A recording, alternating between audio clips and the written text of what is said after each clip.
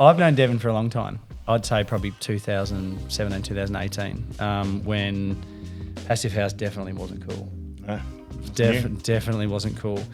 But I want to go back to where it all began for you, because you've been in the space for arguably longer than that. I'm going to let you introduce yourself to the people, because there's probably a lot of people out there that know you as Devin from Performance Membranes, but there is a big backstory before you got here. Big journey. I guess it all started, chippy by trade.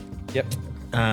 So went out of school not knowing what I wanted to do. One of my best mates is like, there's a pre-app running. I can drop a year 12 subject. I'm like, sweet, I'll drop a year 12 subject and I'll do a pre-app. And then went into my apprenticeship. Worked with a guy for 6 months and he said I wasn't good enough. So he never signed me up, even though I pushed him. So I ended up pushing away from that and leaving. I actually went to the builder, one of the main builders we worked for. And I said, look, I'm finishing up with this guy. And I said, so I'm sorry, but I've enjoyed working on your jobs. And he said, well, I'll get rid of him, come work for me. And so he chose to do all the carpentry in-house at the time. So sort of like semi-commercial work. So we ended up doing all the carpentry in-house. And he's like, work for me. So I did that for a few years. And I really wanted to get into more domestic. So you did your apprenticeship? Yeah, started my apprenticeship with that builder. It was an Italian family, essentially. Really, and that's what I think it came back to for me. It was like the community and the guys I was working with. We worked our asses off, but I got paid well. He paid me above award. Bought my first house at 21 because of that, which was a huge thing. But I was getting to my third year, and I'm like, I'd never put a truss up, other than some posies to mezzanines or that sort of thing. And I felt like I was like really limited in my scope. So I actually went to the Master Builders conference, their awards and their main conference they were running at the time. And I just approached some builders who were looking for apprentices, who were award-winning builders, because I'm like, I want to try and start from the top. Got an apprenticeship with Hedger, won Victorian Apprentice of the Year. And in my fourth year, I did my Cert 4. Yeah. So I was doing rebuilder after Black Saturday. Okay. And so travelling from Marysville into Holmesglen in my fourth year on a Thursday, Friday and Saturday to do my Cert 4. Can I jump in on that? There seems to be a common theme with carpenters who do their Cert 3 or 4 in their apprenticeship end up becoming builders. It's not the first time we've heard it as well. I know, was it Luke Davies? Luke Davies did it. I did it. I think it's a pretty good stepping stone. I think you can kind of see the really motivated people. Like they're like, okay, cool. All right, what's next? It's what's next. It's not like there is a little bit of a, well, I'm qualified. I'm a carpenter now. Yeah. I'm like, well, the fucking We've set an expectation. The learning doesn't stop there. I finished my TAFE and then I met my now wife, and she was, let's call, at the top of her class in the top 3 or 4 scores of her year 12. What did she do? She did double degree in HR and business. Okay. Oh, wow. And Jeez, that's a great person to have in the background. and I was probably in the bottom 2 or 3 of year 12 marking, let's call it. Just school was social. Yep. So I wanted to also, I've met her. I want to prove myself a little bit. So I really wanted to do my Cert 4 and push on from there. Geez, is that the first time anyone's done a Cert 4 to impress a girl? Hey, baby, I'm doing my certificate 4. I think it's just proving that you're pushing to do more. You know, I think that was It's part of our. So I actually have been making over the last few weeks. I don't know if we can even make this. I can somehow maybe put it on the Mindful Builder website. Is that if you're an apprentice that sign up for us now, you get a package of where you need to be at the first, second, third, fourth year. And at the third, you have to be doing your Cert 4. Yeah. And it also says what tools you need at each stage, and they're your KPIs. And if you don't meet them, we'll just get rid of you. Yeah, it's a really simple guide to being successful. And granted, we had a tool list that's these are your first, second, third and fourth year tool expectations.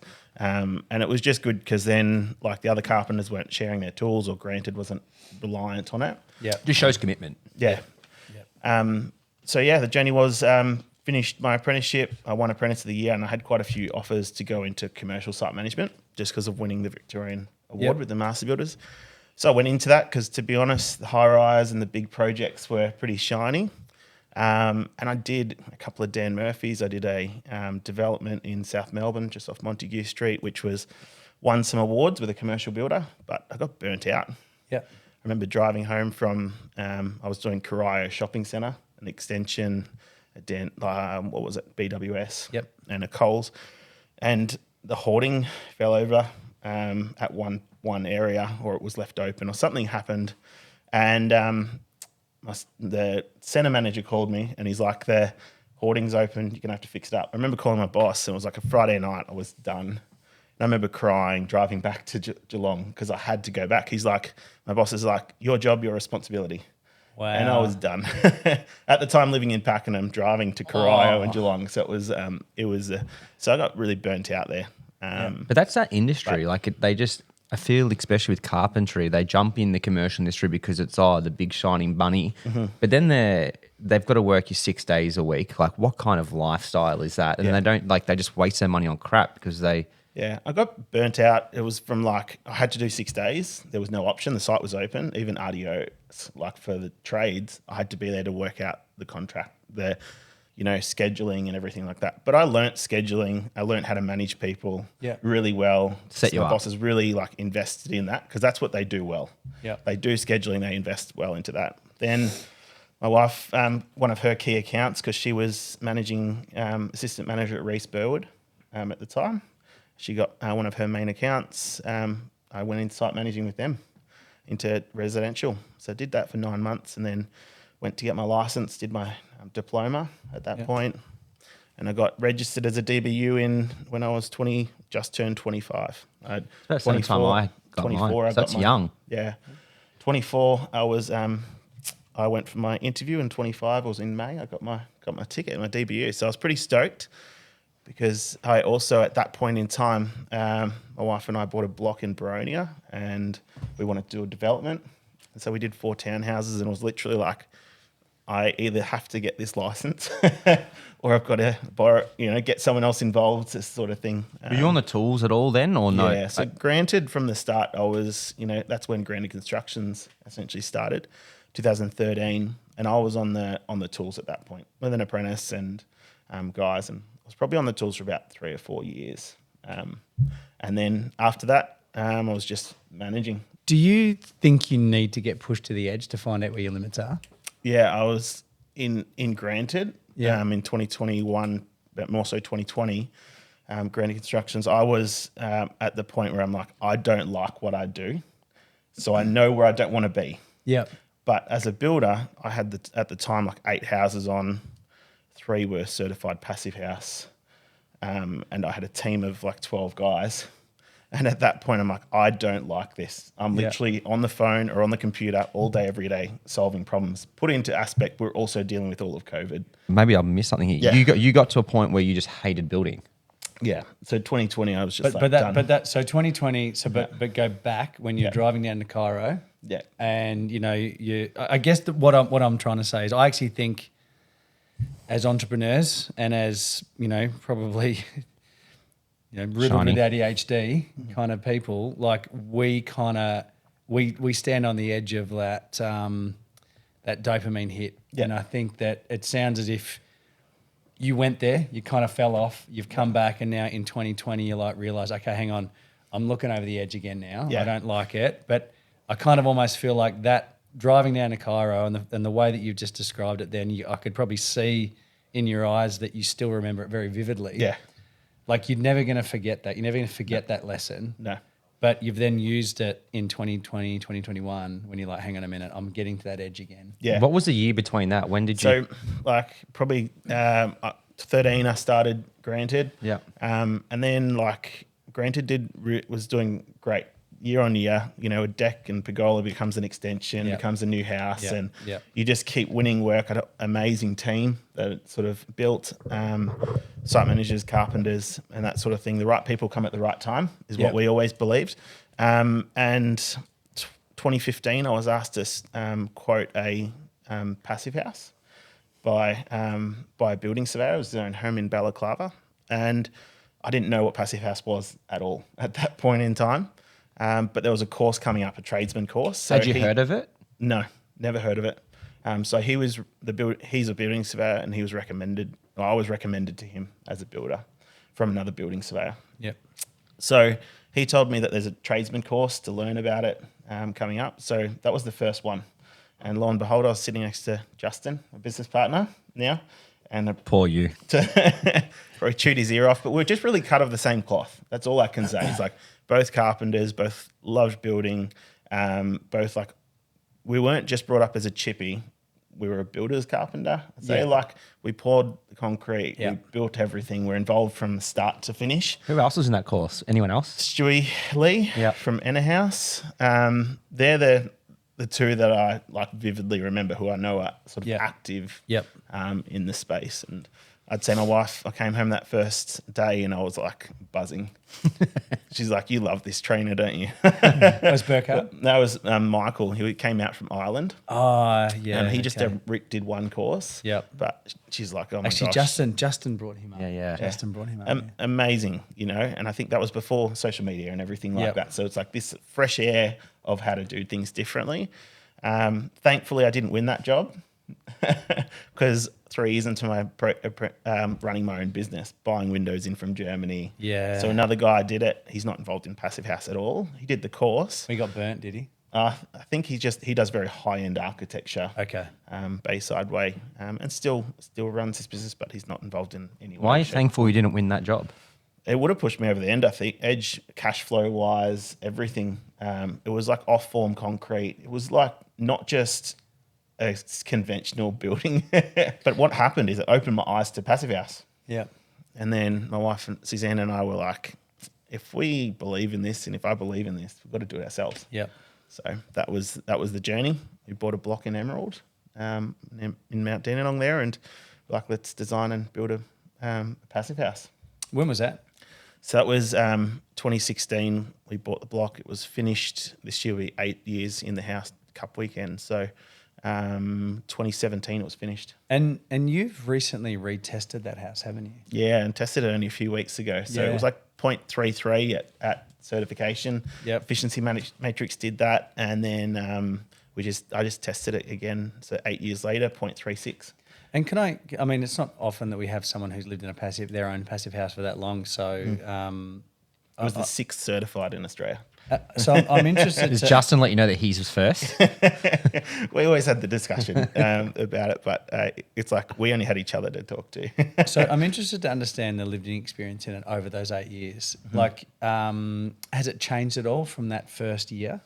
So first year, we actually didn't put a split system in, like in the November when we moved in, because we're like, do we need it? Do we not? There was not really any understanding. Yeah, okay. And then we had a few rolling days of 35 to 37, and the retained heat was just too hot. Yep. So we roughed in like the pair coil for it, but and so I fitted it off in the sort of January, February. It's like, no, we need the heating and cooling. It's a 2.5 kilowatt high wall split. You know, it's a small. And that is interesting. I mean, for people who don't know, like in 100% of our homes, we're putting in at least 2, sometimes 3. Yeah. You know, and we're even having a discussion now in some of the larger homes that we put in that we're putting small ducted systems in. Yeah. Because you still need heating and cooling. Passive house, PSPP allows for a bit of overheating and undercooling. Is that the word? Yeah, cooling load. Yeah. Cooling load, yeah. So you do need to top it up or balance it. Yeah. So passive house is probably not the right word to call it, because there is a little bit of active either opening your windows or putting your heating and cooling. What about a fireplace in a passive house? Do you have any comments on that? Don't you have a fireplace? We've got a fireplace. It was the first certified house in Australia, I'll say that, with a fireplace. It was challenging to do. My wife's like, we live in the hills, like, let's put a fireplace in.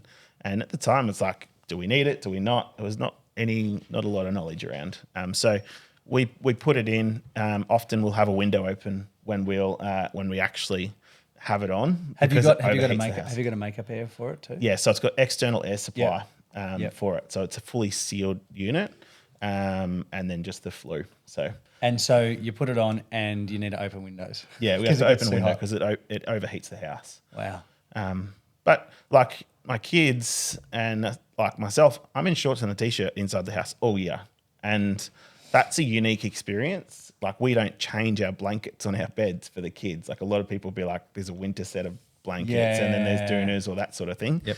But we just don't change that. And that's something you probably take for granted in that way. But, you know, would I do it again? Yes. At the time, people were like, what the heck are you building? One comment was a spaceship. But I think at that point, Doesn't look like a spaceship. It's like a very typical weatherboard home. Yeah, well, that was what I wanted to break. That's why I Yeah. designed it that way, because I'm like, Yeah. I like recycled reds, I like pine lined eaves, I like timber fascia and weatherboards. And so, like, my house, you couldn't pick it any different from anything else on the street, but it's a certified passive house. Yeah. So getting back to the question I asked, like, year on year, is it? I mean, you're obviously just used to living in a passive house now. Like, but has the performance dropped at all, or Hasn't changed, like, at all. It just works the same. Yeah. It's a weird. So I've just moved into mine. I'm 10 days. Yeah, flex, huge flex. 10 days in, I found the first night to be like, this is weird. Yeah. Like, it's so quiet compared to where I've come from. I have moved from Braybrook, which is like hotspot of crime, to Yarraville, which is beautiful. So I don't know whether it's just like The second passive house we did, we actually put data cable in for speakers of external, microphones for external microphones for internal speakers, because he didn't want to lose, because it's in Yarra Junction, and he was on 100 acres. Just open the windows. No, he just didn't want to be in the middle of winter or anything. He wanted actually the outdoor inside still. So we set up our microphones outside to pick up birds and everything like that to run on the speakers inside the house. really? Yeah. And does he still use them? No, it was only up there like a month and a half ago, and this is 2018 we You're finished wondering that why house. there's a kookaburra in the house. Where's that mosquito? But it's very quiet, a passive house, and people It is don't really- realise how quiet it actually is. It's odd. So because I put speakers in my house, not from inside to out, but just for music. And I have to have them on the full time because it's weird. It's Weirdly quiet, isn't it? it's just Until your kids grow up a bit more and you have a bit more noise. I just can't. I know, but I actually can't describe the comfort. And this is where I'm really struggling, and as even a marketing message to explain living in a passive house. It's like you have to almost experience it. I think that's probably why people struggle to understand it, because once you're in it, everyone's like, "Oh my god!" Like, yeah, I get it. Yeah. I mean, fortunately, we've built a few passive and high performance homes now, and we're good friends with some of the people that we built these houses for. So we quite often go and stay in the house up in Kyneton. And I remember, and I think I've told this story before, Lucy woke up the next morning and said, "I get it now." Like, how no matter how much explaining I say to her, it's quiet, it's healthy, the ventilation is all that kind of stuff. She just woke up in the morning, she's like, "Okay, I get it." Yeah, we have to go the opposite way. So, like, we stayed in the city for ArchiBuild. We stayed at Airbnb just in the city, so it wasn't traveling. Yeah. I could still see the kids over 3 days. And we're staying in an Airbnb, and Suzanne's like, "I get it why I like living in a passive house, because you've got these split systems all running. It's cold in front of this big glazed wall and this like multi-story apartment." So It's a strange concept where we're celebrating building the house correctly. Like that's that's what maybe my brain can't comprehend. So you get a car and everyone, this is the latest technology in the car and how safe it is. We're just like, is it correctly, or is it just like built well? Do you know what I mean? Like the concept of like building it well, so you're not standing in front of a single glazed 12 mil piece of glass versus a triple glazed window. It's like we're just doing it really well. Correct is like, it's a term that we might use as a builder, but is it actually? It's like it's a well built building. And you made a comment, I think last week, about it being another metric that you just got to follow, where it's a design parameter. Yeah, like you don't sit there analysing all the structural computations for the building surveyor, or you've got to build within your town planning regs. It's just it's another parameter. Well, I think that's more to get the designers over the line, architects over the line. But even just building surveyors and clients, like that's the parameter we've got to work within. Like as a society, not just. I don't think it's fair to put the pressure back on the architects that's their parameter. It should be everyone's parameter. Yeah, I mean, if you want to do something, you say it, and I think we've done it since 2018, 2019. Like I kind of feel almost a little bit bad. Like you're up there like paving the way, and then all of a sudden this fucking punk comes in. Two idiots for the podcast, and was really loud about passive house, and that's the interesting thing, right? My whole journey is like I love seeing other people succeed. Yeah. Right? In it. Because I love getting a text message from someone or a phone call saying, "Hey, we just did our blower door and we nailed it. And like, thanks for your training or thanks for your support." Like that's what I love, because I can do it myself 1 by 1 or 2 by 2, whatever it is. Yeah. But to see the growth of the industry is amazing. I'm sure I remember yourself and Mark standing at the front of my place on a Passive House tour when I had open house, and MVH Mark being like, how do I get into this? Like, how do we actually get into this more and more? We quote jobs, and like, how do we actually find more opportunity? And honestly, you guys are envious. I'm envious of you guys because you're building these amazing buildings, and I'm not necessarily anymore. And that's hard. Like, you said you didn't like building. You said you hated building. I mean, this is probably like almost a good segue to kind of get into now, because I would argue that you're having like an exponential impact on the building stock now, particularly in Victoria, and as you kind of expand nationwide. Of like, how many people have you had through this training centre? Yeah, like 2,500. Okay, so that's only been here for 2 years. Yeah, 2 years. Yeah, 2,500 people. I'm one builder building 4 to 5 homes a year. Matt's one builder building 4 or 5 homes a year. Like, and admittedly, there's probably groups of people from businesses. So let's just say each one has conservatively, there's 1,000 businesses that have come through who are now going out and building better homes. Yeah. So 2020, 2021, like absolute hell of a time to be a builder. You're kind of, I remember that time. I remember you have these beautiful like rammed earth projects going on. I was watching on social media. I'm just like, wow, how do I do that stuff? But it's interesting, like you're kind of seeing this image on social media and think fucking Dev's like killing it. But you're like, I'm not having fun. Yeah, I think it's because I just was sitting in the office every day solving problems and quoting the next job, dealing with deals. Whereas like what I got passionate about the building is like I was involved with it. I'm involved with the guys on site. Yeah. We implemented Builder Trend, like a software, so that I could see on a daily basis what was happening across the 6 sites, because I'm like, I just can't get there. Yep. But it's like, and I look at some of those projects and they're amazing. And I'm still good friends with some of those clients and that sort of thing, which is great. But it's like, I can't sustain this. And that's what really got me to the point where it's like, I don't think you can get to the point of burnout, let's call it, or whatever, to be like, I'm in a place that I don't want to be again. Yep. And now I know where that fence is. Yeah. I won't let it get to that point. That was definitely in the building business. And I probably got more passionate about it in the last 2 or so years because I've got 4 guys and we've just been ticking over projects one at a time. So you can still build with you if someone approached you? At this stage, no. Okay. I love performance membranes. I love what we're doing. I love what we're developing with new products and the journey. We'll just set your URL if they Google granted it till it goes to Hamish or that's right. Sanctum or Carlin Construction. I had a call last week from a previous client wanting to build again. And look, I'd love to do it for them. And in some ways, like I could definitely do it. But I also like enjoy what I'm doing here. I'm developing new products. We're developing a journey of influencing the building industry to build better, but like for a better long-term built environment. Yeah. Whether that's new products, whether it's methodology, whatever it is, the journey is like, I really want to get a better built environment in 5 years, that it's a better outcome for builders, it's a better outcome for homeowners in that way. So that's probably like what I'm a bit more passionate about. Yeah. I think what I love the most about Granted is the team. Yeah. But do you still have that here, performance membranes? I do now, yeah. And what's beautiful about it is I was able to go to Tassie for 4 weeks with a caravan for January and come back Australia Day because there's a team. You stayed at Justin's as a builder, a couple of days and he gave me some crazy quote.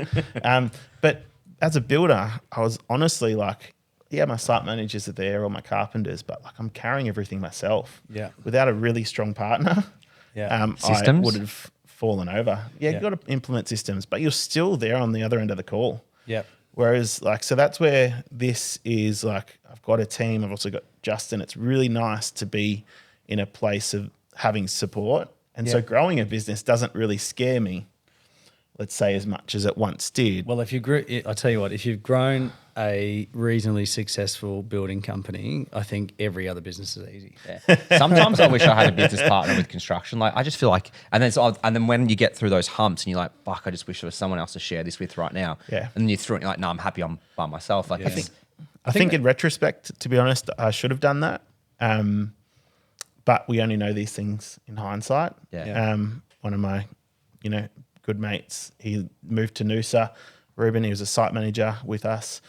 I didn't know business well at that point, but he moved in 2020, 2021. I remember when he moved. I remember talking to you about it, and I know it was a challenging painful. time. But he was like right-hand man. Yep. He was me on the ground and to clients and everything. And I think like bringing someone in, it's not scary anymore. But at the time, I didn't know that, But that's age and that's the journey. Yeah. But he's running his own business and doing great things in Noosa. So. Yeah, lucky. Is he building passive houses? No, he's actually a real estate agent. Oh, Yeah, he got his real estate license during COVID, so he worked for a builder up there in Noosa. he's like air leak. He went to someone's house and they're like, it's a passive house. He's like, this is going to be interesting because he did passive house with me. And to sell as a real estate agent, and he walked in, it's like single glaze. He's like, sorry, it's not a passive house. I can't sell it as that. Ventilation system? Nothing. Okay. Had louver windows. So we've touched on performance membranes. So, when did you start performance membranes? And I know that there's a connection with PHCP down in Tassie. How did that conversation start? Like where? Yeah, so Justin and I was essentially just helping guys that Justin was supplying in Victoria because there was too many people wanting to start buying it. And so I'd hold some stock at my house and then go and catch up with a builder. And it was PHCP TAS essentially. And Justin was just sort of paying me to see someone every so often up here once a month or something. And then I said to him like this is like could be a thing together. Let's do it, properly. Because again, my good wife, Suzanne, she's like, you're doing all this work, you're investing, you're actually making something, like, why don't you be part of it?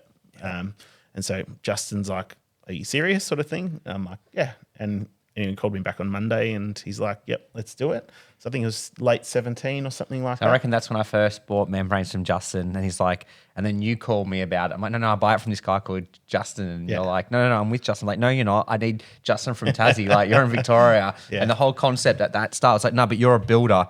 And that was probably a point where like builders didn't communicate with other builders and help each other. Yeah. And I think that was almost my first experience of interaction and support. Yeah. I'm like, wait, did this guy Devin who wants to help me, who's another builder, like what's the catch? Yeah. So that was like 17, 18 because we did our first child when that sort of all happened in 18. And it was PHCP Vic, so passive house construction products.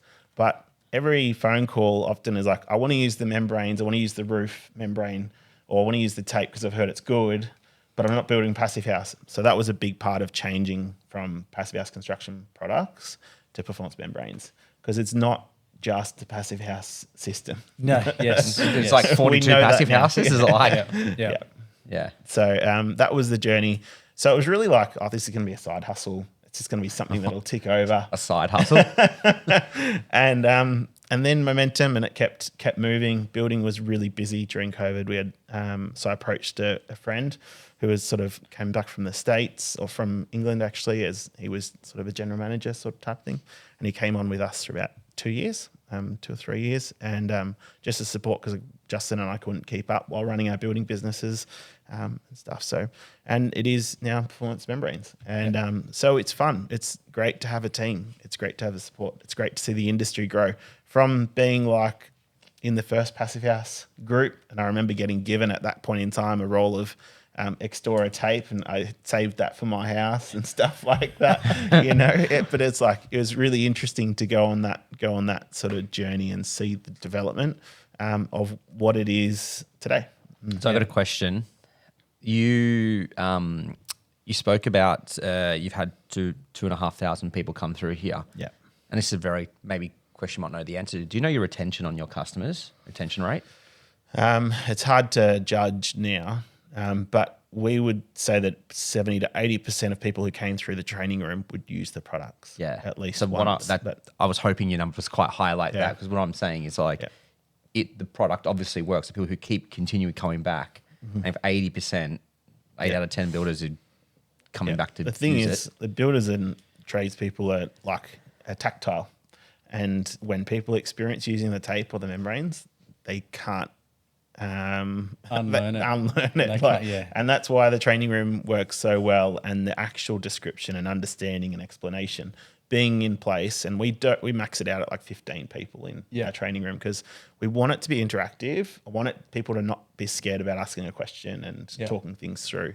But even like the product, we've used it forever, and even ProClimate now sponsoring the podcast, that when we originally spoke about and openly hear about product sponsorship, we only wanted to work up podcast sponsorship. We only wanted to work with people who we 100% align with. Yeah, it wasn't a money grab. It was we want to be aligning ourselves with people with products we actually believe in. Mm-hmm. And I think both of us have got runs on the board from 2018, 2019 from using the products to now. To play almost with it, like definitely had to play. Yeah, and this is why I'm so envious of the people coming through now. Mm-hmm. Yeah, and even we've got an event tomorrow down in Hastings at the Big Bowens Rethink HQ down there, and like that, this wasn't there when we started. How easy is it now? Like I know you were probably even that further step behind. Like there was nothing. Like I had you, I had Justin, I had all these other people that I could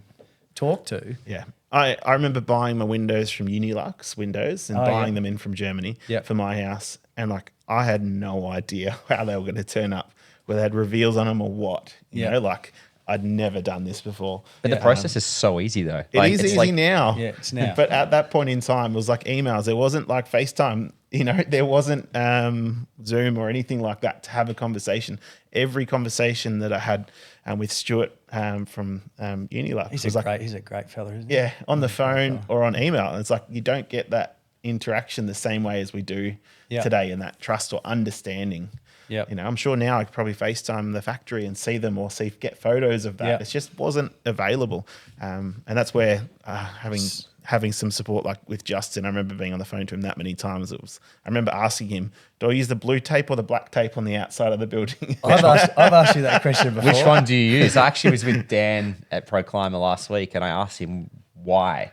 Yeah, and like, do you want to explain the difference? Yeah, so Extora is basically UV stabilized. So it's made for the external use, whereas Varna is technically an internal membrane tape. But Varna is used all around the world as external and internal. But Australia and New Zealand have UV that's not like anywhere else in the world. So Extora has been developed for that. But it's the same adhesive, everything like that. It's the same price. So just use the big pack, buy it cheaper, and use it inside or outside. 100% of the time we use Extora. I've never bought the Varna. It's not even in my price catalogue on my one. It's in the catalogue just because worldwide it is the product that's on all the photos, all the documentation. And that's really why it's maintained in the Australian market, because worldwide you don't want to change the pictures. Well, Germany don't want to change the pictures. Yeah, no, that's fair enough. So what I'm hearing now, like, and if we fast forward to 2025 now, there's actually no excuse not to build better. No. There's not like you're actively making a choice not to. I agree, and it's actually something that I'm going to talk about tomorrow. You know, that the people actually have a choice now to build shit. Mm-hmm. I've got that conundrum at the moment because I'm doing 2 townhouses. I've got them designed and I'm ready to build them, and I've designed them to Passive House standard, and it's a way because I've drunk the Kool-Aid, you could say, right? And I fundamentally believe in the system, and I think doing developments that are terrible, you can do it for the same price point. It is slightly more expensive, right, to do it the way that I'm doing it to Passive House standard. But I fundamentally believe this is where we'll be in 5 years. Yep. And I've always been wanting to lead by example, and I'm wanting to be like, there's a better way to do developments. There's a better way to do the lived environment.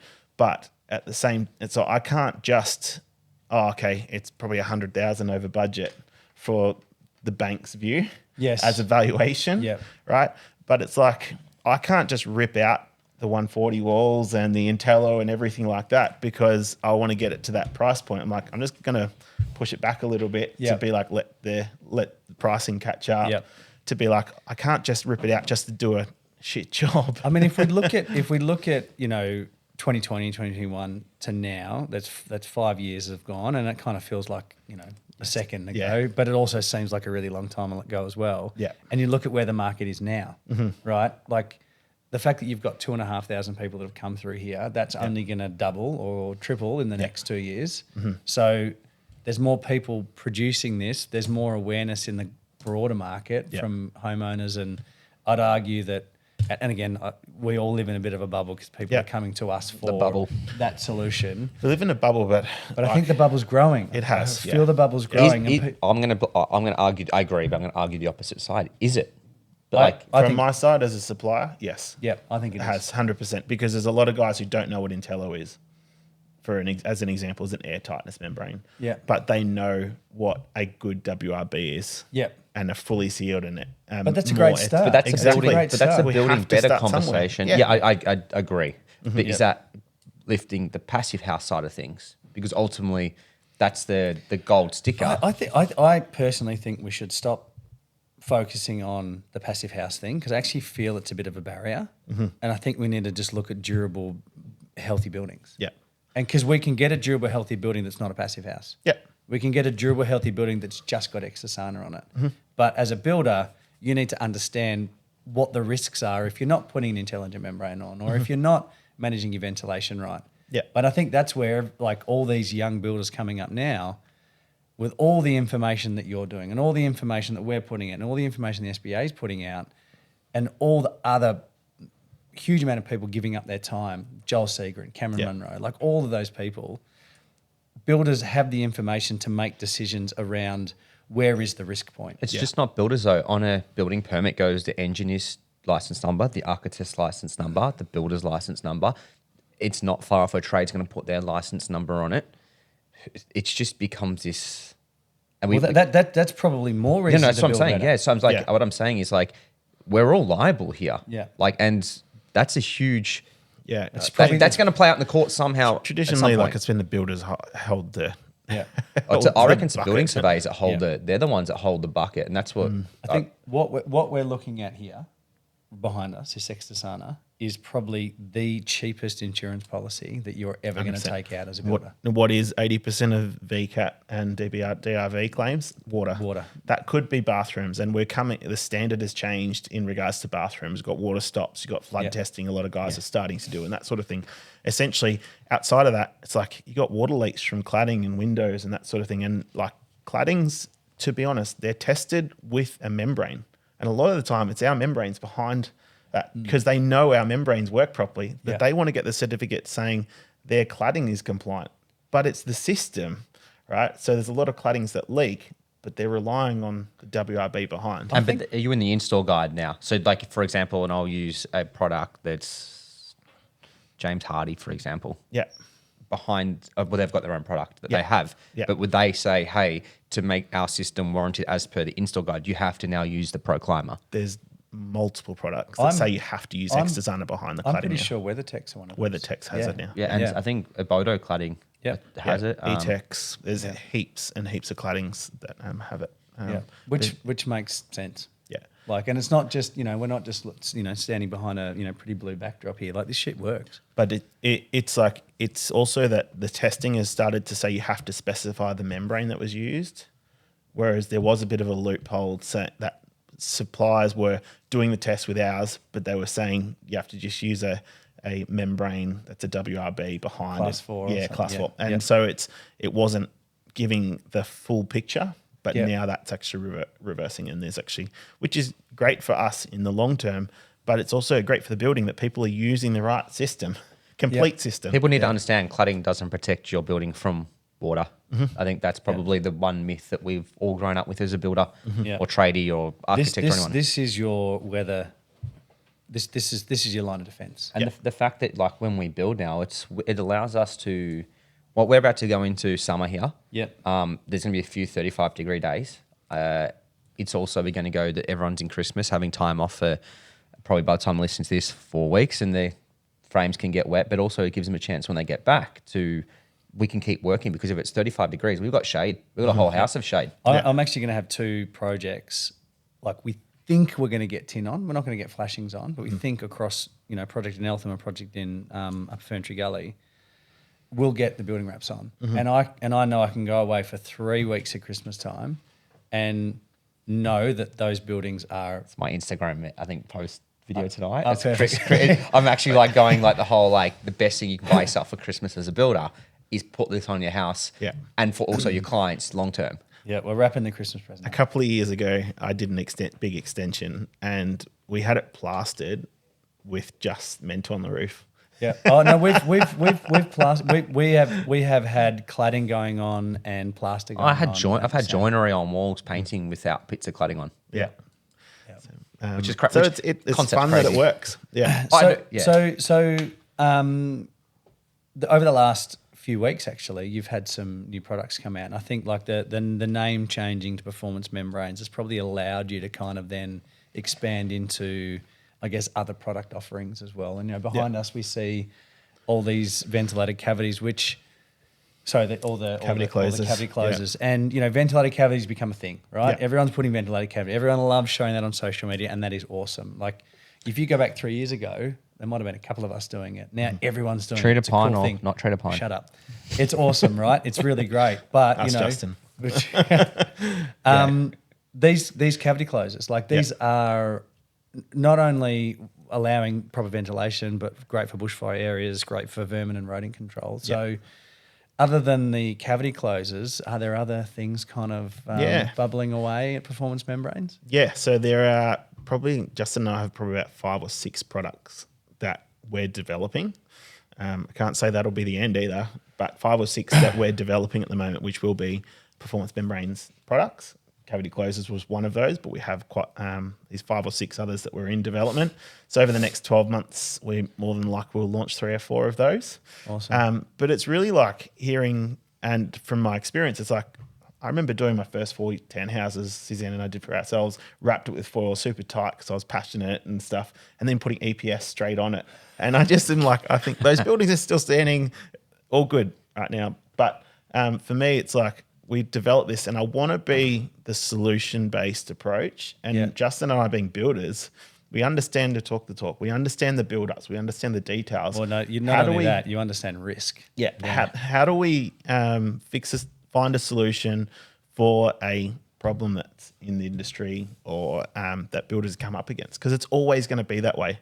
As a new technology or a new standard comes out, as the NCC comes with new standards, it's like, how do we keep finding solutions for these changes? Yeah. And that's, I guess, what the focus is. And having a team and ProClimber essentially rolling a lot more now. Justin and I are able to become a lot more, again, innovative from where we were with ProClimber when it started. We were innovative of bringing it to market to Australia, and we can essentially continue on that ProClimber journey, but we can actually, what else goes in that built envelope or anything like that? What goes in that structure? Like what is the best wall build up? And I think there's builders like us and Carlin, the MVHs and the Dillons, and and we're like always talking to you guys saying, hey, I think this is a good idea. Can you guys look into it? We have the answers now. They're all here. Like how much better can our buildings actually get? If we already use the ProClimber system, do we need to worry about anything else? So in 2020, 21, I was done with building, but I already had 7 contracts signed. Ruben finished up with me, and I was like, I can't opt out of this. I'm not a cafe that can say, I'm not selling hot food tomorrow. I'm just doing pastries and coffee. I was done, right? And what happened, I explain it like a barge. It takes a long time for change. Yeah. And if I look at what Performance Membranes or PHCP started in 2018, selling to a couple of you guys and a couple of roofers or cladders who are interested, and maybe a pallet a month, to now at least a 40-foot container a month. That's where you can see the industry changing. If you look at the journey in probably the last 18 months, it's gone from, we're doubling our product that's going to market, but that's because there's more, awareness, and the bubble, if you want to call it that, is growing. And that bubble changing. Bursts in a sense that in a good sense. Yeah. It's a matter of I always pictured being at the start of Passive House as being at the start of the wave. Yeah. I always pictured being the person who's really going on this journey to be at the start of the way things are going to change. I always say to people, I'm not emu egg farming. You're the earthquake. Right? You're the earthquake that creates a tsunami. Yeah. I'm not emu egg farming. I'm not doing some, random fidget spinners. I explained that to Justin once. I'm like, Justin, we're not selling fidget spinners. And at the time, he didn't know what they were. And I guarantee He probably should need one. Justin definitely needs fidget spinners. And then he looked it up after we had that meeting because I was like, I was talking about getting this facility and the training facility. You have to get Performance Membranes branded fidget spinners. Get rid of the rulers. Just get fidget spinners. I would use it for sure. That's the journey of being like, it's trusting that this is the way that it's going to go, but also being like, I'm not just selling something that's not a good outcome. Yep. Fundamentally, it is the best thing for the building, the homeowner, and the industry long term. So what would you change then to create, to not fast track this bubble? Mm-hmm. Like what would you change to create widespread adoption of better building? That's a tough question. I honestly believe that like what the SBA are doing is what I never had. And that's a massive thing to actually have collaboration and conversation. If I was like, could I have one thing? I would say that if I could have like the SBA fully funded by government so that there can actually be people out there going and teaching at TAFEs, going and continually educating architects, because essentially where do architects get their information from? Like how do we cross-pollinate these industries of the builder, the architect, the supplier? How do we continue to have that conversation? Because they're all almost seen in isolation. So that's essentially what industry bodies have been.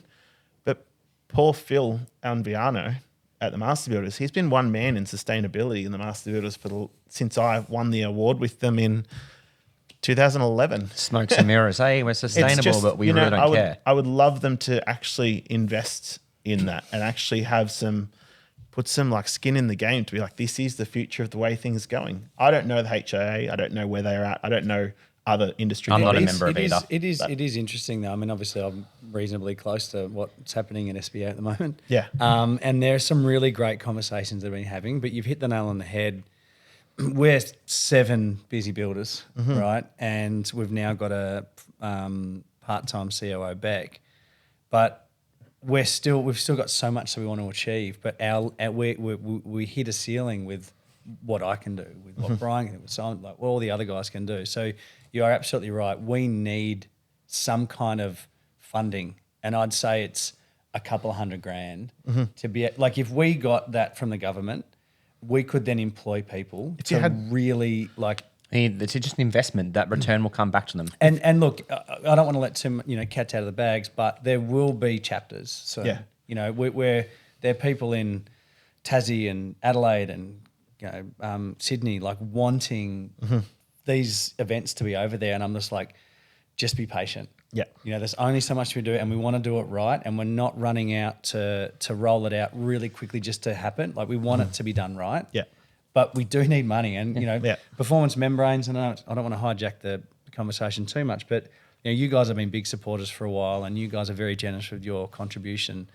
And trust me, that money does not go into my fucking pocket. I tell you right now. But it's like anything. Government need to do R&D to then fund it. It comes back to them multiple ways. There's a reduction in buildings failing. There's a reduction in the healthcare system because people aren't getting sick in their homes. Like that 100, 200 grand will save them millions and millions of dollars.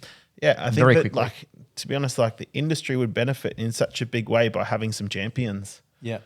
Some who are actually on the road, there for a phone call, there for a conversation. This is what I'm wanting to do. For homeowners to actually reach out and actually get some information really quickly and easily. Yeah. Like those, you call it, it's just an industry champion for a better built environment. Instead of just companies, let's say a sustainability manager, it's like, let's take it out of that and be like, let's change industry, not just this project. So, and what I will say, it's like Sustainable Builders Alliance is not the answer. Like if you look at what the name is, it's an alliance of whoever wants to be a part of it. Like all we're trying to do is be a conduit for other people to jump on board and other people to get involved. And, like we're always keen to hear what other people have to offer. And like we're getting this, you talk about this wave, the wave's getting bigger. There's more people coming along to it. And I know we're sort of jumping on a little bit of a tangent here, but I think it just showcases that there is a thirst for building better. Yeah. But we need that injection of something bigger than what we've got to really make an impact. And, the fact that you got, as I said before, 2,500 people coming through here now, I mean, I can't wait to see the size of this thing, in the next 2 or 3 years, because you're going to outgrow this pretty quickly. Yeah, that's on the cards. Yeah, that's for sure. Hopefully it's a bit closer to my side now. We've got to jump into our MEGT Mindful Moment, Australia's leading apprenticeship provider. We signed up another apprentice yesterday, and this particular apprentice is in his 3rd year, going into 4th year, was really struggling with one of his past employers, and also at TAFE. Mm-hmm. And this all came out yesterday, and I'm hoping, I'm not going to name any names, but I'm hoping that, he doesn't mind me talking about this. But chatting with the guys from MEGT yesterday, there's actually some funding available for businesses, and I didn't know about this until yesterday. We all know about the incentive program for apprentices.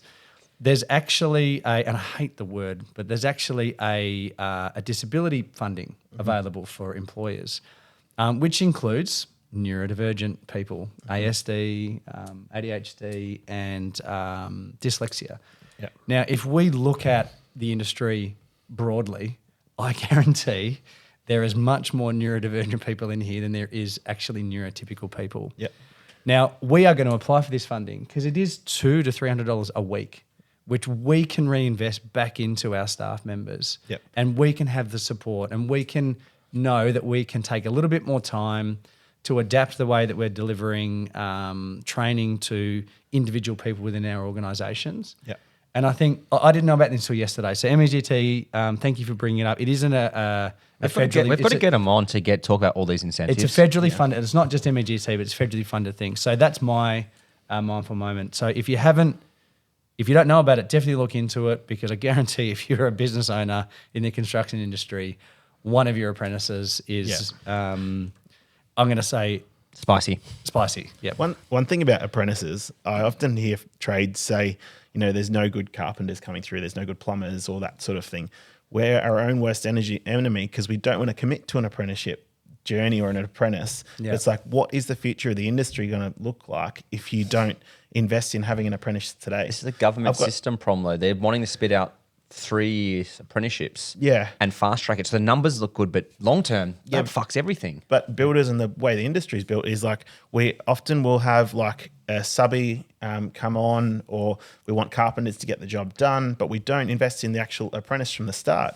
I know a guy at the moment who's got 2 of my previous apprentices working for him, and he loves it. He's off-site because he's like, they're awesome. Yep. But it's like, it's because there was an investment from the start. If you want the long-term reward of having a good industry, then invest at the start and get an apprentice that you train and who can watch you and go on the journey. And I've actually said this a number of times. I actually think there's also a disconnect of builders or lead carpenters or qualified carpenters of taking on apprentices, not knowing how to teach them. Mm-hmm. Like, we're not teachers. Yeah. So there actually needs to be a program to teach the trainers. Train the trainer. Train the trainer. In my opinion, there needs to be a trainer. Train the trainer, and only certain people should be able to take on apprentices. You should have to have a certain period of education or level of education, just not a Cert 3, to stop. Well, it should be part of the Cert 4. Yeah, like a Cert. The issue I have is you can't be a 4th year carpenter becoming a carpenter, and then you go getting a 1st year. You've just starting your learning at a 4th year apprentice. Yeah. Oh, we've just solved all the problems. So, Dev, thank you for coming on. I'll speak on behalf of Hamish here, someone that we've both looked up to over the last 5, 6, 7 years of our journey, getting to where we are. The amount of support that you've gave us, we can't ever repay. So thank you on that behalf. Thank you. To get in contact you're the Victorian distributor of the Pro Climate products. That's correct. Yep. So give a yell out to Dev and Justin. Social media, Performance Membranes. Yeah. Instagram's Performance Membranes Oz. Otherwise, our website's membranes.build. And what's your OnlyFans? You got to stop asking that. Someone one day is going to say, he's going to spit it out. I really hope it's not Devin. And it's Dan, who's sitting right behind us. Dan's got a smile on his face. Who's next on the podcast. And he's like, I finally can answer that one. Awesome. Thanks, Dev. Thank you. Cheers, mate.